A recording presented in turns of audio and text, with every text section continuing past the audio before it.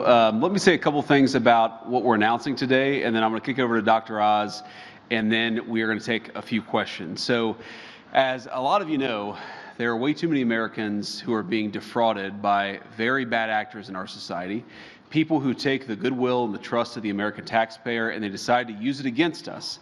They decide to make themselves rich instead of allowing these programs that are set up to make it easier for people to take care of their families, to make it easier for autistic kids to get the after-school services they need, to make it easier for people to get the health care that they need. And we are going to start very aggressively in the administration cracking down on the people and the organizations that are defrauding Americans. So we're announcing today that we have decided to temporarily halt certain amounts of Medicaid funding that are going to the state of Minnesota in order to ensure that the state of Minnesota takes its obligations seriously to be good stewards of the American people's tax money. Now, what is this going to mean? What this means is that, first of all, the providers on the ground in Minnesota have actually already been paid. The state has paid those providers the money. What we're doing is we are stopping the federal payments that will go to the state government until the state government takes its obligations seriously to stop the fraud that's being perpetrated against the American taxpayer. There are a few different ways that we're doing that. There are a few different affirmative actions that we're taking today. Dr. Oz is going to talk about those, but let me talk a little bit about the spirit of this and why we're doing it. So number one of the examples of fraud that we've seen in Minnesota that we verified that is just awful is that a program that existed to ensure that autistic children had access to some after-school services has made a number of people rich, not by providing services to needy children, but by allowing fraudsters to take money that ought by right go to American citizens and to American families and to set up sham businesses, set up sham clients, set up people who are not even autistic but claim to be autistic in order that they benefit from the money that's out there. Now, what does that mean?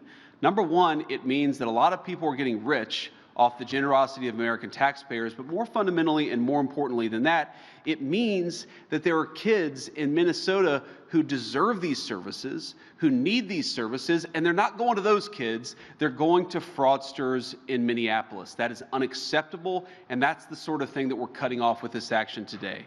Let me make one final point about the spirit of this. You know, one of the things I love about our country is that we're a generous country, we're a generous people. We take care of our fellow citizens who can't afford medical care because they're down on their luck. We take care of people who can't afford to put food on the table even though they work hard and play by the rules. We recognize that we're all in this together, and part of the reason why we have Medicaid, or part of the reason why we have food stamps, part of the reason why we have these programs is we want to make sure that kids who grew up in families not all that different from the family that I grew up in, that they have access to the basic necessities: food, medical care, after-school services when their family needs them but they're unable to pay. What's happening in Minneapolis, in California, in a number of states all across our country is that the generosity and the good hearts of our fellow Americans are being taken advantage of. We're taking that social contract that says that our American citizens, we take care of one another, and we're allowing a few bad actors to get rich off that generosity of spirit instead of providing the services to the kids who need it.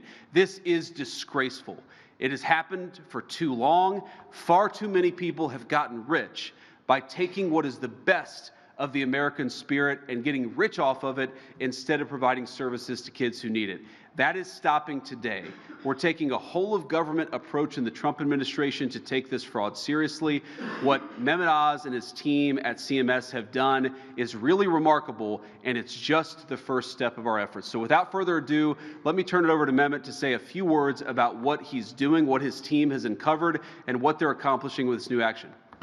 Dr. Oz. Mr. Vice President, I appreciate the leadership on this.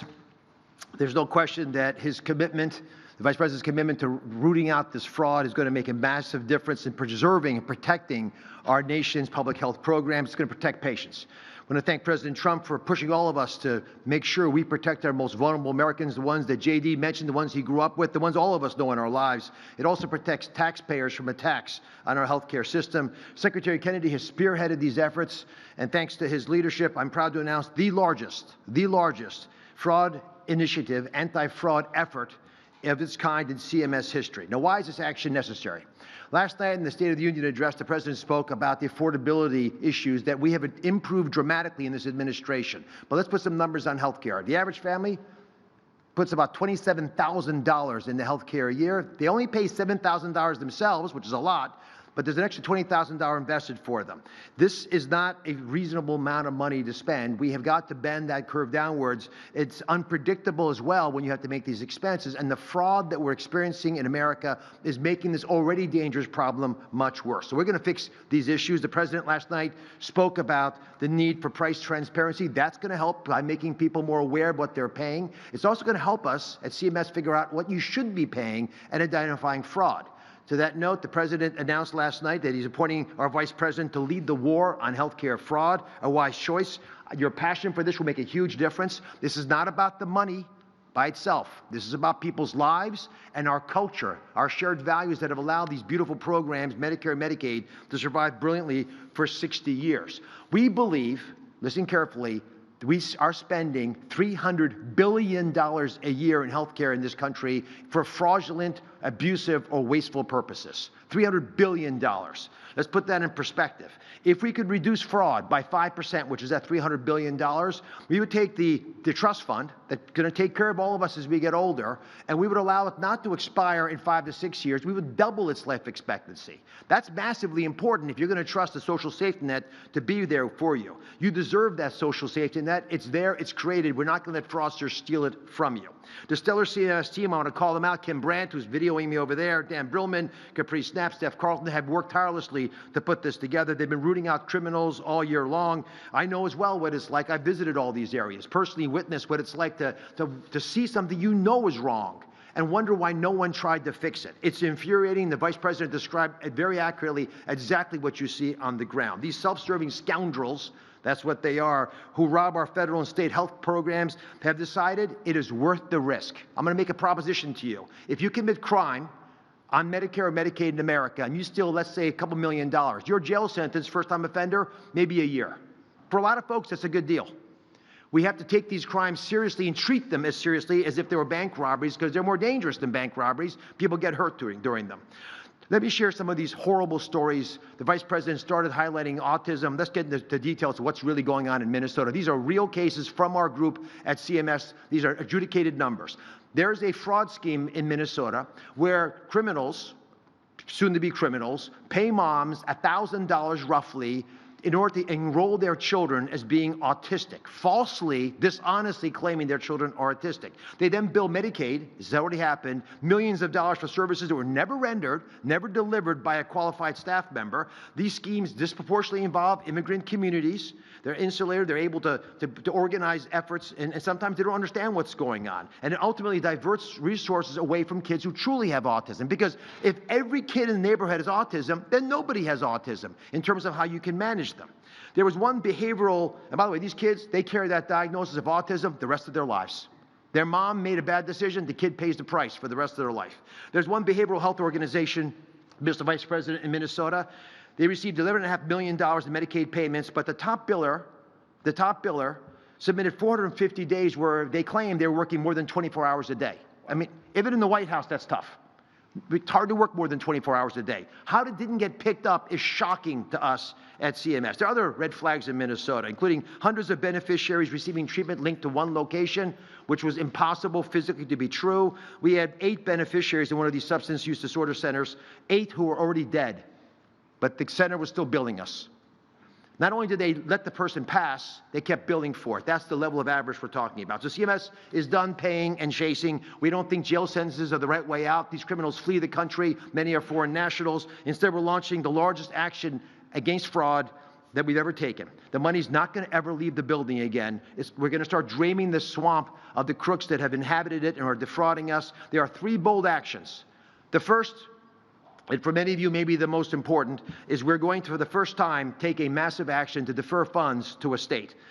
Let's start with this Medicaid program in Minnesota, which serves pregnant women. Medicaid takes care of our children. 53% of kids are born into poverty. They're supported through Medicaid. Disadvantaged seniors, individual disabilities. It's unponderable that you would take advantage of these precious programs. Yet they're putting it at risk, all of it, by stealing the money. So it's our duty to preserve Medicaid, and what we're going to do is identify the scammers, which we have done in Minnesota. We've identified that they've hijacked, in particular, a certain part of the Minnesota Medicaid system. Said differently, and I'll just put the numbers out there, it's going to be $259 million of deferred payments for Medicaid to Minnesota, which we're announcing as I speak to Governor Walz and his team. And that's based on an audit of the last 3 months of 2025. Restated, $250 million is not going to be paid this month to Minnesota for its Medicaid claims. Now that's $250 million of money. That's your money. It's your taxpayer money. And these home and community-based services, which again are services that are typically things you would do for your family, but for whatever reason your family's not there to provide them, are very hard to audit. And for that reason, there's been a lot of slippage. The guardrails have not been well maintained, and if you're not serious about the integrity of the program, you'll see these problems happening in your state, which is why Minnesota's not alone, although they're the first to receive this action. These high-growth areas of fraud are difficult to police, so we require the states to take these issues seriously. This $250 million deferment is hopefully going to get on the radar screen for the state of Minnesota and make sure they are responsive to our requests. We did what any honest and patient-focused agency would do. We have notified the state and that we will give them the money, but we're going to hold it and only release it after they propose and act on a comprehensive corrective action plan to solve the problem. If Minnesota fails to clean up the systems, the state will rack up $1 billion of deferred payments this year. Governor Walz has 60 days, sir, to respond to our letter. And if providers and beneficiaries are worried about getting their money and services, please call your governor. These are services the governor has already paid for. We are just not reimbursing the state. And to make it clear, there is a rainy day fund in Minnesota, so we are very confident that people will not be hurt in Minnesota. This is not a problem with the people of Minnesota. It's a problem with the leadership of Minnesota and other states who do not take Medicaid preservation seriously. Any delay in services is going to be, should be laid at the seat of Governor Walz. I believe he will take this seriously. They're not the only state that's floundering. We have more announcements from other states coming soon. Second big issue has to do with Medicare. So that was Medicaid in Minnesota, takes care of our most vulnerable populations. Medicare takes care of our seniors. Durable medical equipment. Most of you have not thought much about this category. These are the folks who they serve wheelchairs, canes, they sell knee braces, catheters, Foley catheters. Durable medical equipment suppliers, because they ship prostheses and these items, they're a great target for fraudsters. Here's what they do. They can steal the beneficiary number, and they never ship the product. They pretend to ship the product, but nothing ever gets sent out. So there's no cost of goods sold, there's no inventory, there's no payroll, no one works in the place, it's empty. But they generate millions of dollars of fake bills. There was a national DME fraud scheme that generated $1.1 billion recently in fraudulent orthotic brace orders. The beneficiaries whose numbers were stolen and used, they couldn't get those products. Imagine if you're on an insulin pump and someone steals your number and orders an insulin pump fictitiously, bills Medicare, and then you come and want to get this to deal with your diabetes. You don't get it. That actually happened.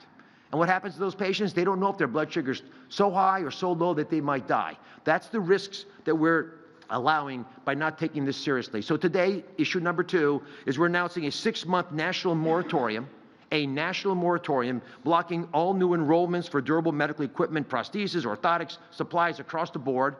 These crimes are becoming a major source of fraudulent activity. And I'll just mention, Mr. Vice President, South Florida. Do you ever go to McDonald's? Yeah, too much. We had rehearsed this. So there are twice as many durable medical equipment suppliers in South Florida than McDonald's. Wow. And that's not because Secretary Kennedy is closing down McDonald's. That's because the amount of fraud is so massive that it's easier to open one of these suppliers than open a bank account, which is why we're working with Secretary Bessent. And part of the reason for this moratorium is it gives us time to be able to deal with these issues that have become massive. And if we just shut down South Florida, they'd all flee to California and to Texas. So we have to shut the whole country down. This unfortunate necessity is going to allow us to get on top of what we believe is billions of dollars of DME frauds. We've already stopped $1.5 billion of billing, but we need more time to shut down these bad guys. But it's going to be effective, and it's not going to touch the people who need these services. We have designed the system so that all the people who are already selling products can continue to sell products until we check them out, but no new DME enrollments, no ownership changes. All the things that fraudsters have done historically will be blocked. This way, we're preserving access, but we're not allowing tax dollars to be stolen. Now, you may be asking, why is it so important to crush fraud to assure the affordability of our nation? I'll just give you one example that we just finished dealing with. The Vice President's aware of this. We had skin substitutes that were generating, we believe, this coming year, $23 billion in billing. Because we're able to shut that down to where it's supposed to be, because they have a role when used appropriately, every single senior in America, everyone, is going to get $132 extra money this year, just from that one thing that we shut down. That's the amount of money we're talking about, and it affects all of us. And to that note, because every one of you are affected, we want all of you to help us. So the third big announcement is we want to crush fraud by crowdsourcing ideas. We're issuing a request for information. We need and we want your help. The Vice President, myself, the President, Secretary Kennedy, all of us know that all of us are smarter than any one of us. So what can you do? We want your input on how to prevent, detect, and respond to fraud in government-funded healthcare. Whatever ideas you have, we're interested in. Our goal is to supercharge program integrity over the next 6 months. So we put in a request. That means providers and suppliers and payers and technology companies, patient advocates, beneficiaries. If you see fraud, you let us know. A state Medicaid director can show us patterns of fraud that we're not aware of. A provider can help understand compliance burdens and how to deal with those more effectively. Patient advocate, get cracking on making sure that people are aware of fraud. And like we have done already this year by pulling in those kinds of ideas, we've stopped almost $6 billion from leaving the building, but that leaves a lot more out there that we can take advantage of. So over the next 60 days, the Crush Initiative we just issued is us asking you to help us build something better, to help the brave patriots out there who want to play a role to play a role. Call 1-800-HHS-TIPS if you see fraud, or just go to cms.gov/fraud. Those are simple, easy ways for you to help us address the problems the Vice President highlighted. God bless you all, Mr. Vice President. Thank you. Great job. Very, very, very important initiative, and we'll take a few questions. I didn't expect you to put me on the spot with Bobby Kennedy about my fast food habits, but here we are. Sir in the front. Two things, Mr. Vice President. First, can you talk about the legal authority under which the federal government pauses legally obligated funds under mandatory funding from Congress, such as Medicaid? And secondly, if you can tell us anything you know about the situation off the coast of Cuba, there's a speedboat shot. We've been briefed on that. You know, if Americans were killed or injured in it. Yeah, so on the second thing, actually, Marco briefed me about 15 minutes ago on it, but we don't know a whole lot of details, and so I'll defer to the White House to provide more updates as we get them. Certainly, you know, a situation that we're monitoring. Hopefully, it's not as bad as we fear it could be, but can't say more because I just don't know more. On the question of the legal authorities, I mean, inherent in Congress's assigning of the administration actually, you know, we're the ones who spend this money. Congress appropriates it. We're the ones who actually make sure this goes to the people it ought to go to. And inherent in that is making sure that it only goes to the people that Congress says that it should go to. We shouldn't be sending money to fraudsters. We should not be sending money to companies that are committing mass fraud. We shouldn't be sending money to anybody that's trying to defraud the American taxpayer. So I know, you know, Oz and his team, he's got the best team, I think, in healthcare anywhere in the private or the public sector. It's one of the great things I love about working with Dr. Oz is he's brought great people along with him, and congratulations on this. But I feel quite confident we have the legal authority to do this. And again, I'd reiterate, we don't want to do this. Like, we don't want to be in a situation where the state of Minnesota is being so careless with federal tax dollars that we have to turn the screws on them a little bit so that they take this fraud seriously. You heard Dr. Oz say this. Tim Walz could call him, could call me, could call anybody in the administration, and we've given him 60 days to respond to this.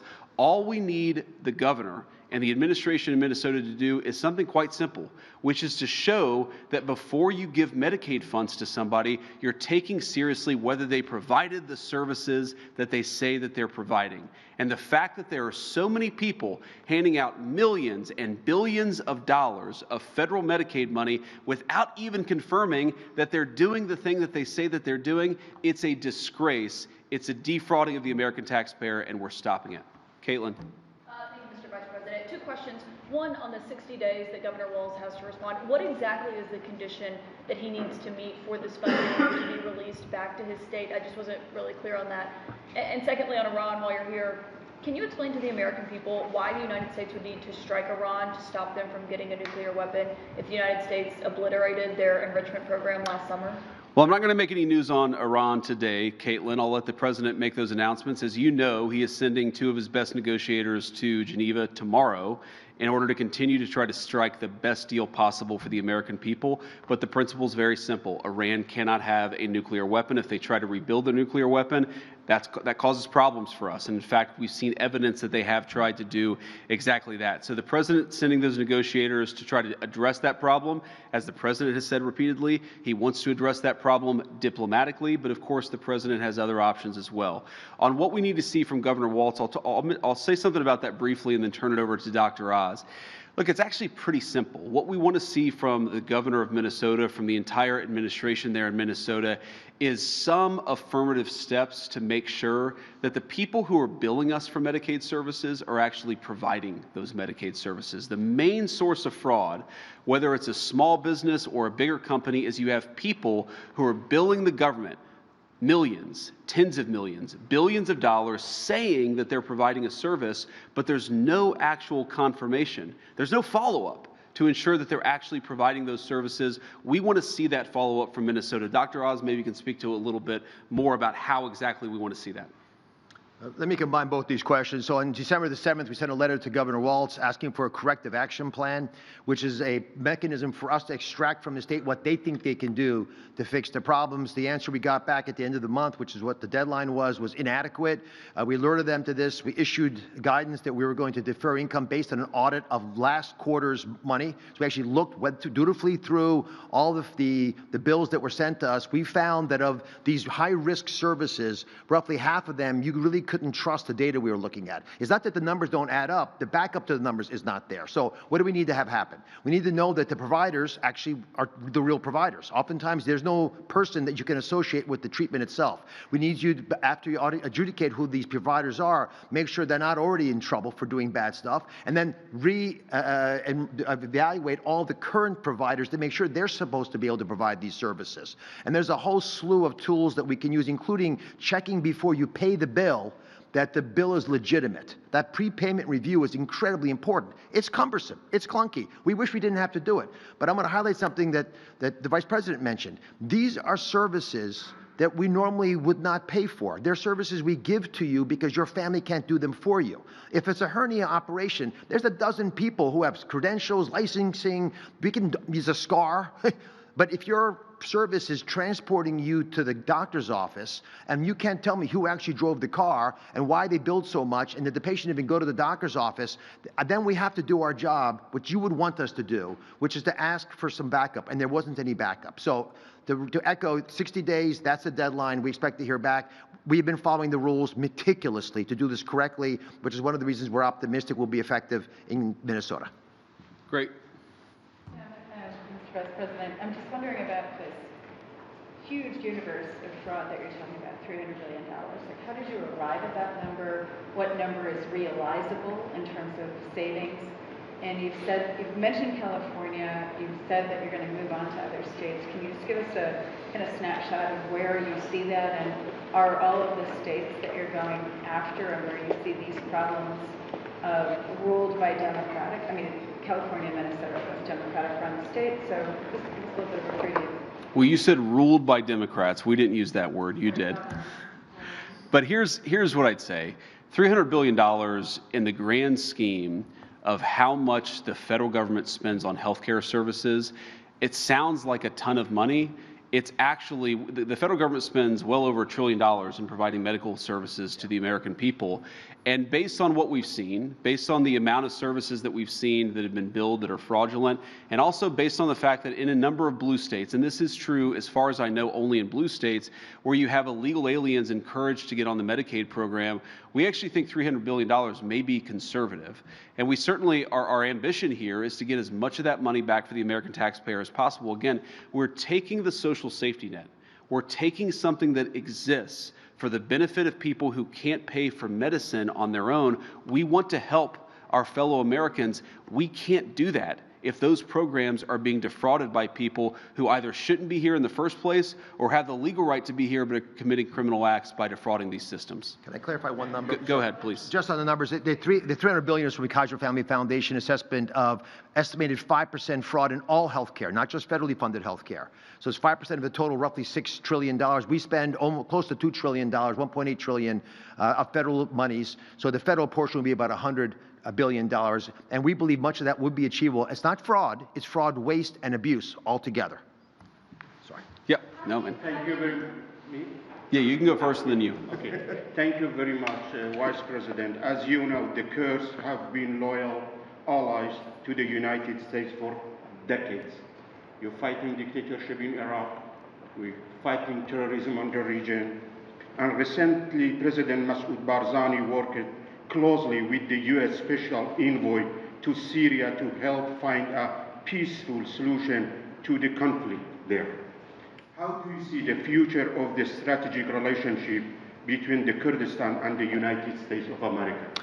Well, look, let me be brief here because we're here to focus on the fact that way too many people are defrauding the American population. But, you know, we have a great relationship with the Kurds. The president loves the Kurds. I know that the entire administration, we've had great contacts and great friendships with the people, the Kurdish people in various countries all over the world. And look, our attitude is we want those people to be able to live in peace and harmony and prosperity with their neighbors.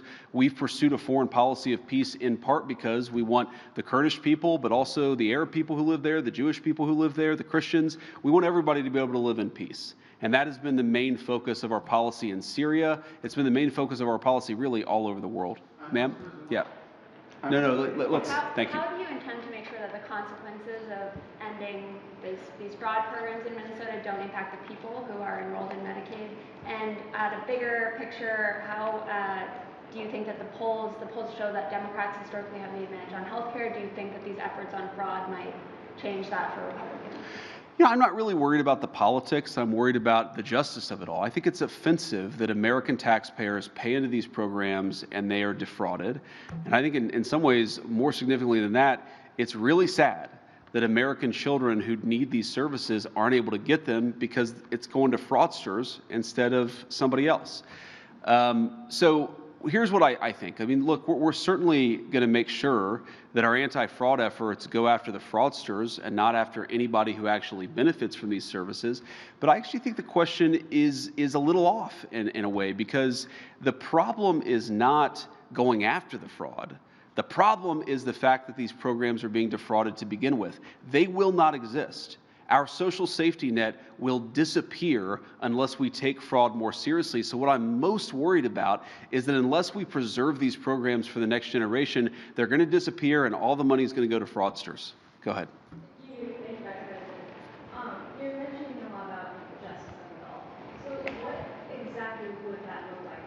Dr. Ross mentioned that jail sentences aren't necessarily the right way to go, but is there a way of flossing this money back? Ways to get refunds? Predictions on that, and then add follow-up questions.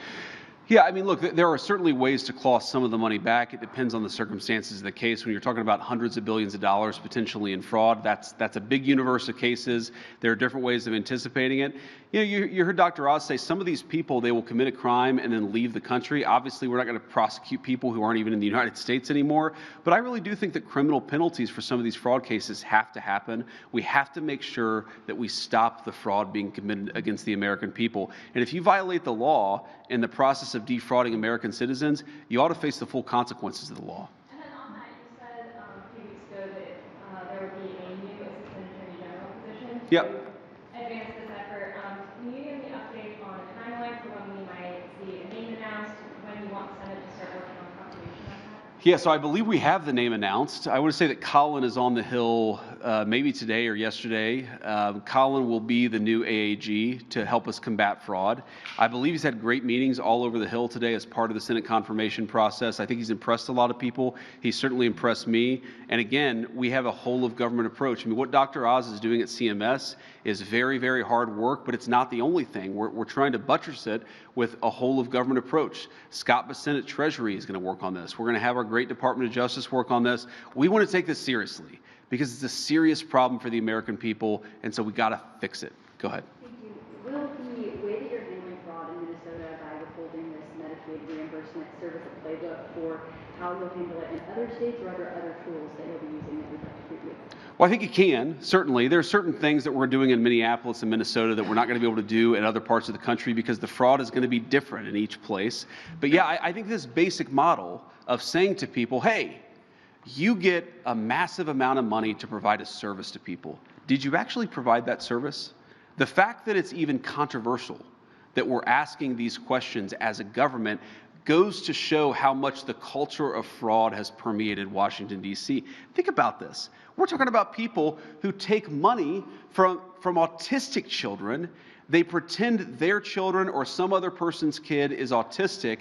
They collect a fat check. They don't provide an ounce of services. And then the very money that's supposed to go to needy kids isn't there anymore to help those needy children. The fact that we have so normalized this, and the fact that I guarantee there are going to be voices in the media, there are going to be voices in the state of Minnesota who say, this is hurting children. No, it's hurting fraudsters. The way to protect kids is to go after those fraudsters, which is what we're doing. Sir. Thank you, Mr. Vice President. Thank you for taking questions. Dr. Oz mentioned the word guardrails when it comes to this. Can we expect to see the federal government look to implement new guardrails to prevent the normalization of fraud like this from continuing? Do you believe it would be more effective for states that you're investigating to put up guardrails? Do you think that the best way to do it would be a mixture? And what message should a move like this, what you're announcing today, send to other states that might be under the microscope? I mean, look, we would love to better work with the states here. We need the states to combat this fraud. And frankly, if Minnesota had done a better job of combating the fraud, we would not be here at this press conference today. We'd send out a letter celebrating the fact that Minnesota had worked with us to cut down on some of the fraud. I'll let Dr. Oz speak a little bit more to that question. But look, the best way for this to work would be for the federal government to work with the state governments. We'd love for that to happen. I think you're going to see that in some states, even some blue states, but you're not going to see it in others. The working family tax cut legislation, for the first time in a long time, aligned the president and vice president with the governor so they have the same goal. So we've been talking to the states a lot. We are generating some frameworks that we believe states could apply. Medicaid is run by the state. They know their most vulnerable populations well. It's different than Alaska on the North Shore slope where you can't get there this time of year to southern Alabama, lower Alabama, or LA as they call it. But the reality is there are similarities that govern some of these programs, especially the ones that are at high risk. And so we're going to share those best practices. But the techniques that we're using in Minnesota can be applied in other states. But it's the fraud, however, that will drive that. And so there are some states, I mentioned Florida, that's a red state where there's a big fraud problem in the southern part. They're trying to get their arms around it. We've sent a letter to Minnesota, which has a Republican senator. We're very concerned about New York, where the single most prominent job in New York is a personal care service. Retail is not the top job in New York anymore. And in California, there are more hospices, I believe, in Los Angeles County alone than the rest of the country. So these are aberrancies that are hard for the states sometimes to see, but your first inclination, if you're the vice president and you're running a task force, is to look at those areas and say, how can you ignore that kind of a discrepancy, especially when there's been a massive uptick in some of these services in a short period of time? Great. We'll take just one more question here, sir. What is your message to the people of Minnesota who are still upset by the ICE surge as well? And this is just one more thing on top of that. Well, first of all, I think our message to the people of Minnesota is that we love them. They're our fellow citizens. We're trying to do right by them. And part of the reason, in fact, the main reason that we're doing this is that we want to make sure that the people of Minnesota have access to the services that they're entitled to. We want poor kids in Minnesota, lower income families in Minnesota to be able to get the health care that they need. We got to stop the fraud in order to make sure that happens. We want to make sure that if you have a special needs kid and we have a program set up to help that special needs kid, that the money goes to the special needs family, not to a fraudster who's getting rich off the generosity of American taxpayers. Now, you talk about the ICE surge. Again, I think it goes back to the question I just answered, which is so much of what is broken in Minnesota, as far as I can tell, is a lack of cooperation between the state government and the federal government. If you look at any blue city or any blue state or red city or red state, the immigration enforcement that we were doing was going smoothly. We'd find out that there was an illegal alien sex offender at a prison. We'd show up, we'd arrest that person, and we'd send him out of our country. Or maybe that person was a repeat offender and they were out of prison. The local authorities would say, you know what, go and go to this person's address and arrest this guy because we want that violent criminal out of our community. What was so bizarre about Minneapolis is that it was one of the few places in the entire country where they said, no, we're not going to help the federal government get illegal alien sex traffickers out of our community. We're going to do everything that we can to prevent federal immigration enforcement from happening, even when you're going after the very worst of the very worst. Similarly, I would think that if I was the governor or a leader in Minnesota, I would want the benefits that ought by right to go to needy children. I want them to go to those needy children and not to fraudsters, whether they're from the Somali community or anywhere else. But no, we haven't gotten the cooperation. So what I would say to the people of Minnesota is that we want to do right by you. We think you deserve better public services. We think you deserve to have the benefits that you're actually entitled to, and that's why we're doing this. And we encourage everybody in Minnesota, whatever their political affiliation, to work on the state government a little bit, because if we had some better cooperation, we could have common sense immigration enforcement. We could also have less money going to fraudsters, which I would think would be a bipartisan issue. Thank you all.